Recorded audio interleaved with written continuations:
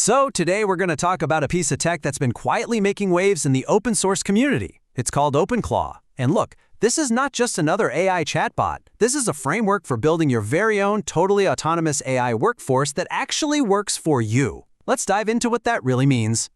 You know how it usually works with AI, right? You ask a question, you get an answer, and then that's it. The conversation's over. It's totally reactive. But what if it wasn't? What if your AI could be proactive? What if it could actually take initiative, run tasks for you 24/7 in the background, and act less like a simple tool and more like a dedicated employee? Okay, picture this. You have an AI engineer, and let's call him Neo. You give him a pretty high-level goal, something like, hey, visualize gradient descent for me. Neo doesn't just write back a description. No, he goes to work. He installs the right libraries, writes the actual Python script, renders a full video animation of it, and then sends it straight to your inbox. You could even give him access to your company's codebase to find bugs and submit fixes while you're asleep. Then you've got Pulse, your personal researcher. Pulse's entire job is to make sure you're always one step ahead. Every single morning, say at 8 a.m., Pulse scans the entire web. We're talking Reddit, new academic papers, all the top news sites, and puts together a personalized digest of everything important that's happening in your field. It even includes the links. You never have to manually search for news again. And rounding out the team, meet Pixel, your on-demand graphic designer. You ask Pixel to, say, create a diagram of the end-to-end machine learning lifecycle. Now, because you've already set Pixel up with your brand style guide, it doesn't just spit out some generic clunky image. It creates a beautiful, custom, hand-drawn style diagram that's ready to be dropped right into your next big presentation. So Neo, Pulse, and Pixel are pretty incredible examples of what's possible, right? But what's the actual technology that powers them? Let's get into the nuts and bolts of what OpenClaw really is. At its heart, OpenClaw is a free, totally open source framework that lets you build these kinds of specialized AI agents. And the two key words here are autonomous and 24/7. These are not one-and-done bots that you give a command to. They are persistent programs that are designed to just keep working for you all the time. To really get the difference, think about it like this. A chatbot is kind of like a fast food cashier. You have to go up to the counter, give a very specific order, they get it for you, and then the whole interaction is over. An autonomous agent, on the other hand, is like having a personal chef. They already know what you like, they plan the menu, they do the grocery shopping, and dinner is just ready when you get home, all without you having to micromanage every single little step. So how do you give an agent that kind of, personal chef-like capability? Well, it all comes down to a few core components that define its purpose, its personality, and its power. First up, you have what's called the soul. And yeah, it's pretty much exactly what it sounds like. It's the agent's personality. Is it going to be a formal, professional assistant, or maybe a witty and creative partner?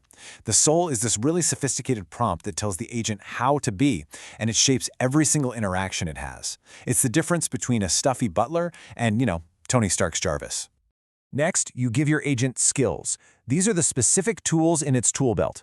A skill could be the ability to check your email, browse the web, generate images, or even run code directly in a terminal.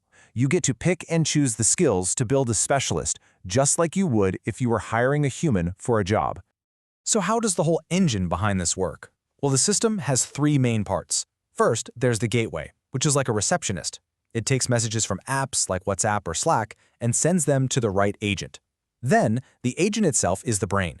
It uses a large language model to think and make decisions.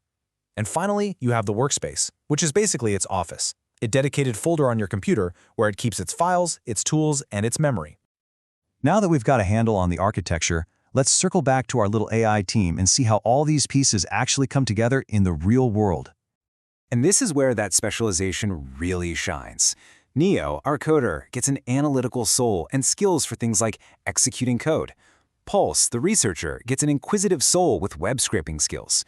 And Pixel, our designer, gets a creative soul with powerful image generation tools. Each one is purpose-built to be an expert in its specific role. Okay, so you're sold. You're ready to build your first agent. But now, you're faced with what is probably the single most important decision you're going to make. Where is this agent actually going to live? And listen, this isn't just some minor technical detail. It's a huge strategic choice with massive implications for your security, your costs, and your control. Are you going to run it locally on your own machine, or are you going to put it on a cloud server that's always on and connected to the internet? Let's break it down. Running it locally, right on your computer, is by far the most secure option. Your data never, ever leaves your machine. The cost is basically zero, just the electricity to run your computer. But the moment you shut down your PC, your agent goes offline. On the other hand, running it in the cloud means it's on 24/7, which is great, but it comes with monthly costs, and, this is the big one, a huge security risk. You're potentially exposing an agent with access to all your private files to the public internet. And that risk right there is exactly why this kind of innovation is happening in the open source community. I mean, think about it. Why haven't the big tech companies released a product that can read all your files and control your computer? The legal liability would be absolutely insane. An open source project like this puts the risk and the power on you, the user, which unlocks capabilities that the big corporations just won't touch. So with those warnings in mind, what does it actually take to get one of these agents up and running? You know, the process is surprisingly straightforward. It really just boils down to 4 main steps. First, you run a single command in your terminal to install OpenClaw. Second, a little onboarding wizard walks you through the configuration. You pick your AI model, you connect it to an app like WhatsApp. Third, you define its soul and you give it the skills it needs for the job. And finally, you launch it. That's it. You can start talking to your new AI employee. Stepping back for a second, this is so much more than just a cool tech project. It really points toward fundamental shift in how we interact with our computers, and maybe even how work itself gets done. A software engineer named Corbin put it perfectly. He said that OpenClaw could be the inception of software going to zero. Now, that doesn't mean software is just going to disappear. It means the amount of human labor needed to create it could get closer and closer to zero as autonomous agents like Neo take over the work of building, testing, and even deploying entire applications from just a simple set of instructions. Which leaves us with a pretty fascinating question. Are we heading toward a future where our main job isn't to do the work anymore, but to manage a team of highly specialized AI employees? A future where we become the CEO of our own personal digital workforce.